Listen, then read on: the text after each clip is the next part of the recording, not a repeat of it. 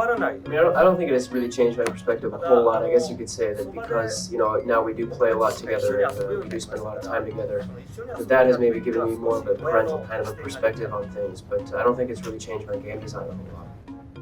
So yeah, I think that there are a number of different things that players can experience in a game that they can get fun out of. Well, I guess, violence is kind of one way that you can elicit emotion and give entertainment to players. But at the same time, I think it's almost an escape route, and that, maybe people go that way when they have a hard time coming up with other ideas for creating fun in their games.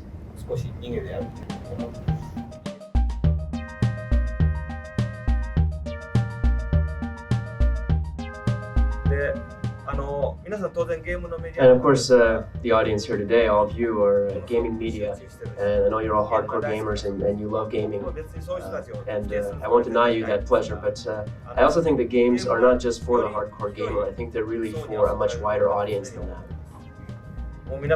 And of course, you guys are all a very important group of customers for me, and I will always continue to create games that I think are going to entertain you all. But the fact of the matter is, lately there have been a lot of comments from people that worry that maybe games are becoming too hard for the average person, or maybe they are. Some people complain that they're too easy, but really what I want to do is try to create something that does have that broader-based appeal. And while my own daughter is very good at video games and plays them quite a bit every day, she really doesn't like playing very difficult games. And I think there are a lot of people that are like that, where they might have a kind of a basic interest in picking up and playing games, and yet the level of strategy and the level of difficulty in games can be a real turnoff for a lot of those players. And this game here, Animal Crossing, is I think a little bit different in that it really doesn't have a difficulty level. And no matter whether you're a hardcore gamer or you're picking up a game for the first time, this game, it is not hard or easy. It's really kind of strange, I think. And so that's why I think this is actually kind of almost a dangerous product for us, because it doesn't reflect the one thing that I'm really good at, which is balancing games. Because there really didn't need to be any balance to a game that doesn't have any difficulty.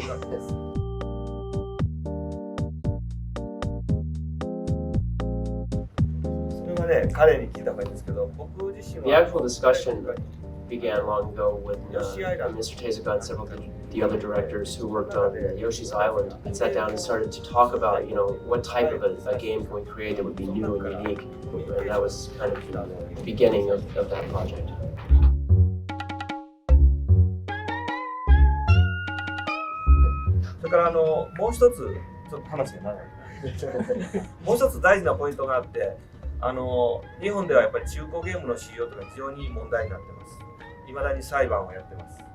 And actually, I know this is kind of going on a little bit long here, but I do have one more point, and that's that in Japan.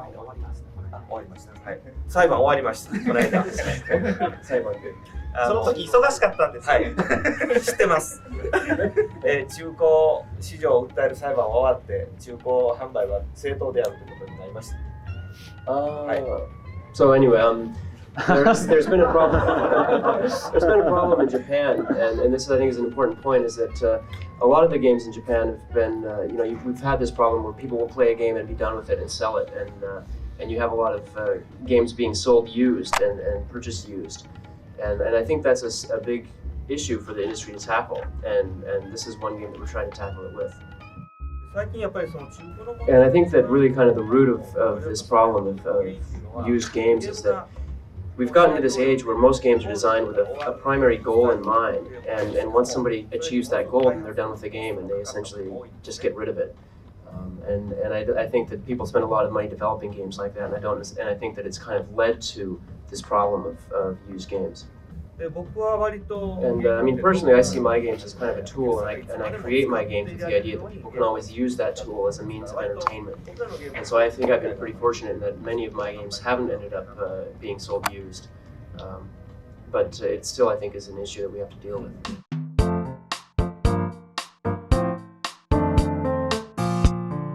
これ And this is a game that Mr. Tezuka is producing, and it really is a vast tool for entertainment, I think. It has a year-long calendar with events planned throughout the entire year, and you just kind of live in this village and experience life in it. And it's the type of game that you play for maybe just a few minutes or maybe just an hour a day. And every day you kind of experience life in this town. And so the basic idea behind the game is that you communicate with a number of different characters, and as a result of that communication, you'll get really basic benefits, sometimes money, sometimes items. And you'll use essentially the money and the benefits from these communication activities to enhance your own life by purchasing items for your house and whatnot. So in this one game you can have up to 4 people playing, and we've really designed it kind of based on your average Japanese family with maybe a younger sister and a brother and a mother and a father. So it's really kind of designed for an entire family to sit down and experience and enjoy. The game is, because of it has this actual time calendar with events planned throughout the year. I mean, in Japan we scheduled all the events to the Japanese calendar and had some special events. And so on Christmas when I got home from work, I actually made my kids sit down and do their homework and take a bath and everything before I would let them play the game and get in and enjoy the special event that was planned for that day. And so they were kind of upset because all the stores were closed when they finally got in to play the game. And so they were, really rushing around and running around town, and they finally ran into this kind of Santa Claus character that's in the game. And so they were just lucky enough to get the very special present that this kind of Santa Claus-like character gives you in the game on Christmas Eve. And so it's actually the kind of game where even if maybe when you're playing, if the store is closed, you could send a letter to your mother and ask her to do some shopping for you and pick some items up when she plays the game when the stores are open.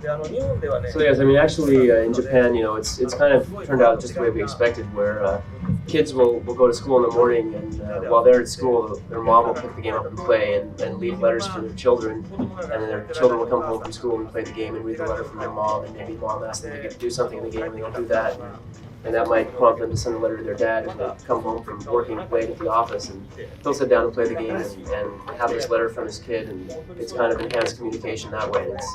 It's been great. We get a lot of fans, or a lot of letters from fans of the game in Japan, and it's really gone over quite well. The post office actually will allow you to get letters and send letters to people players living in your own town, as well as animals in your town. And you'll actually get letters from animals from other towns, and you can go to other towns and send letters to people in those towns. So yeah, we really started the project off with the idea that we wanted to create a game that would somehow encourage communication among family members and whatnot. And so that was kind of the seed for what grew into Animal Crossing.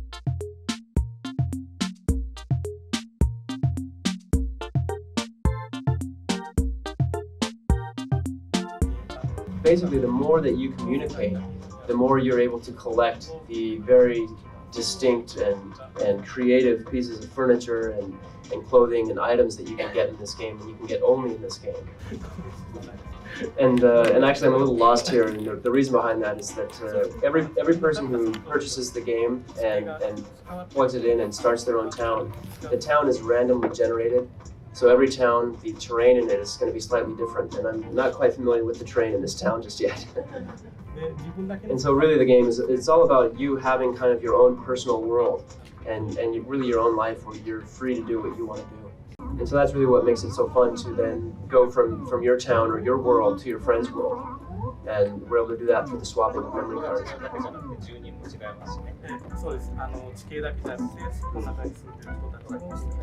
So yeah, I mean, when your town is created, you're going to have different characters in your town at the outset than your friend will have in his or her town. And so as you go to more towns, you'll meet more of the animal characters in the game. And then as time passes in real life, time passes in the game, and as time passes, the tree will grow into a full-grown tree. And so that's one of the more fun elements of the game as well, is that the town changes as time passes, and you'll see trees growing up, and you can chop trees down. You'll see new characters moving into town, and some of your favorite animal friends will move out of town to other towns. Yeah, the other day I actually had a phone call from a friend of mine who had said that he was playing the game with his daughter, and he hadn't had time, and he hadn't played it in quite a while, and his daughter got really mad at him because she went into his house and there were cockroaches running all around, and she was really grossed out. And it's because he hadn't played in so long and hadn't cleaned up his house and taken care of things that he got cockroaches in there. So.